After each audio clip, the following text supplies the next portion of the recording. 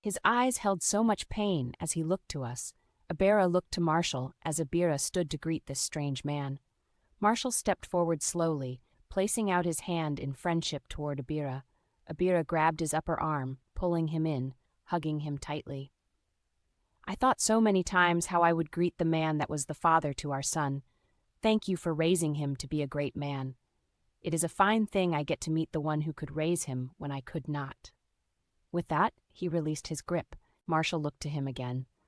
I could see from the moment I stepped in this hall who you are. I have many questions, but with time they will be answered now that you are here. But there are greater questions that need to be answered. Marshall looked to Colt and I. Son, what is it that you wish to know? Why was I called? I need to know where she is. You were the last to know of her, and I know she is alive. Marshall rubbed his beard. That is the one lie that I gave to you, hoping you could find peace and not have the worries of her returning. But no, she is not dead, though I should have killed her that night. But there were reasons I let her live. She was with your child? Abira whispered almost to himself. Colt and Marshall looked over his direction, then Colt to Marshall. No, I am without a child of my blood. It is not a possibility for me. But she was with child. Abira rolled his eyes slightly. That witch always using a child to save her skin.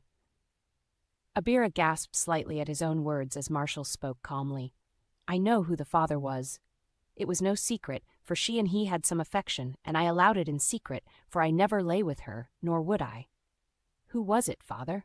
It was Galder, with my foolish blessing to them, thinking it was for the good of the herd to see her belly big again, and take it as my own, as I did you.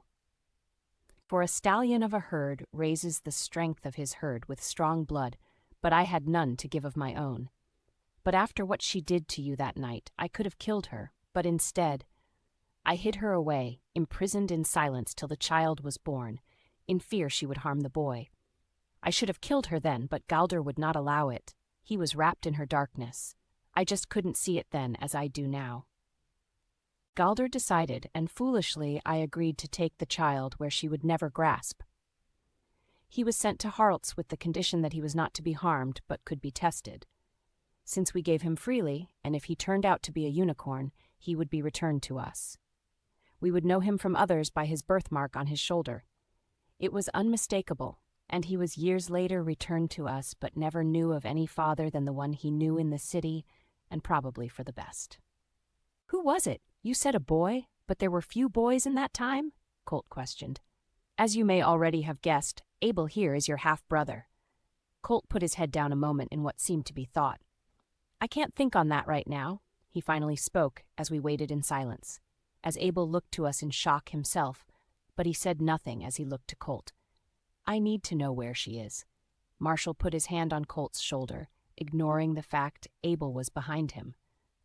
Faf, standing firm and very still, I could see he was thinking. I don't know the purpose of you needing to know, and I know you would not be asking if not for good reasoning. But may I ask you, son, is this really something important, or is it something that can just be forgotten? Colt looked to Marshall. If it was just for me, I could live my life happily without knowing, but the herd is not all that I care for now, and I need to know for my children and their children. Very well. Just remember you might not agree with what I am about to tell you. That woman, the one who birthed you, is still here. What do you mean? She has been in the tunnels the whole time, Colt, locked away in a room of silence with many locks. I wanted her close to know that I could keep you safe from her. If I let her go, I would have no way of knowing where she went, and no way to protect you, son. I know you did what was best in your eyes for me. I can't judge you for that, and she deserves much worse treatment than just imprisonment. I had my thoughts she was near for some time. Will you show me to her? Yes, we can get to her from the secret passage. Colt looked to Abel. Abel, go back up to the top. Stand by with Traveler. Understand we will talk later, you and I? Abel nodded and left down the other tunnel. Colt looked to Marshall. Let's go. We made our way back to the main tunnel. Up top, our herd was a bustle with making the welcoming ceremony for Abira, and our return, Colt continued to walk slow, talking to Abira as if showing him around. Abira played along by asking questions here and there. He could tell Colt needed the words spoken out. We came to one of the tunnels that had a large open area, almost like the meeting hall, where Marshall stopped. "She's to the left corridors. I'll show you the way." We walked behind him, only our footsteps and a few pipes humming to listen to. We came to a thick steel door with a key. Marshall unlocked the door, taking the key out. He looked over to Colt, handing it to him. "It's yours now. Do as you please with it. This key is the only key to this door. Without it, there is no opening it. I designed it as so. The walls are just as thick here." It was where we were planning on keeping Harlt's, but plans changed. He opened the door. It nearly sounded like screams as the hinges squealed. We went down a short hall, very brightly lit. At the end was a desk. At that desk was a turned chair and an old small TV fluttering some pictures. The only other thing in the room was a large button on the wall. If the button is pressed inside the next room, the air will be sucked out and no fresh air allowed in. A final measure if she got loose to stop whoever is in the room. The chair turned around. In it was someone I was surprised to see. It was Ben, my grandfather, or at least who I thought him to be. I had so many questions for my parents, but there just wasn't time for that now. There he sat, rubbing his beard with one hand and his other hand resting on his knee. A bit of overkill if you ask me, and unnecessary if we were to just be rid of her. And he laughed, scratching at an itch deep in his beard. I'd rather just kill her and be done with it, but I have enjoyed creating the security for this place. You disappeared quickly. Why haven't we seen you before now? How do you leave this place? Boy, I was the stallion before your father, and you best understand I am free to do as I please because, boy, I'm not under you or my son. That being said, I come and I go as I please. This place I rather like. It's quiet, other than the enjoyment of her fussing. I have a full station here of food that could last me years. If my son didn't come, I'd be at peace with seeing her off myself before my own departure from this world.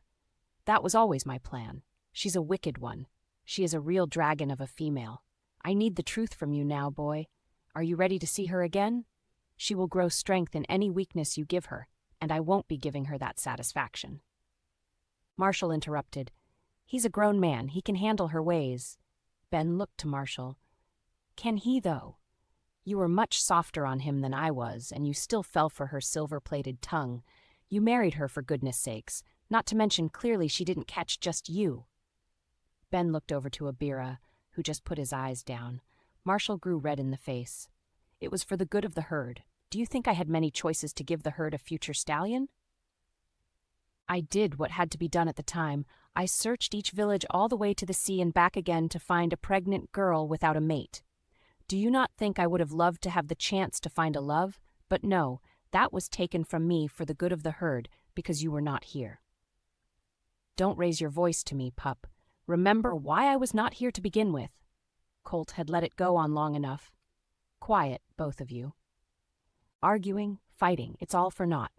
It will not change the past, but it can change the present. So if you both could kindly be still and let me go about this, I would be grateful." The two red-faced men looked to one another as Ben nudged Marshall's shoulder. "You're right. I think he can handle her, but I had to be sure. You know how dangerous she really is." Colt seemed puzzled at first as Ben looked to him. "Just a test, lad." "Had to be sure you were ready. Now this must be someone of your blood. There's no hiding that." Abira, who had been silent, shook the man's hand. "I am his father by blood." "Well, I'm not sure it's best if you go in. She might pull at your heart." "I'd cut my heart from my own chest before she could even reach out for it. There was never love between us. Her tricks were her only power she held." "I see. But still, this is something I believe Colt should do. With little interference from others, I know I can't pry his mare away from his side, but I think you can understand the situation. You have no place in the next room. I will go for his protection. She may be a dragon, but I know how to wet her whistle to extinguish that fire of hers if it comes down to it. She has no hold on me, but she could find her way in. As much as I wish I could argue with you, I do agree. In the understanding, I would love the chance to cut her head from her neck before she could utter a word. So in truth, I will stay with Marshall here and let Colt have his chance." "Good," Ben said, with a matter-of-fact motion, pulling a key from around his neck. The lock had 2 keyholes. Both have to be turned to open this door, so I'm keeping the key. I see your father gave you the other one, so now it's up to you when you're ready. Colt took the key in his grasp, placing it into the lock. Then let's do this and be done with her. Ben smirked slightly himself.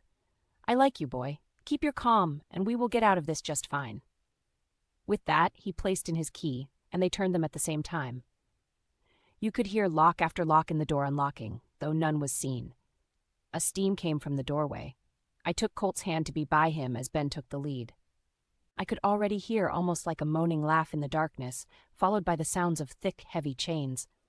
The inside was that of the end of a cavern with a giant metal skull that was what looked like a dragon I had seen in other theme park advertisements. The mouth shut with teeth barred, but they were thinned like bars so you could make out a figure on the inside. There was a bed, table with food, and in the back of the throat was a fire. It wasn't far off from being a lot like a hut up top. As we grew closer, the moaning in the laugh changed to almost an excited shrill of a laugh as Colt and I got closer to the teeth within a foot or so to peer in. Ben put his hand on Colt, pulling his footing back, as 2 dirty, small, beautiful hands grabbed the sharp bars almost in a punching manner.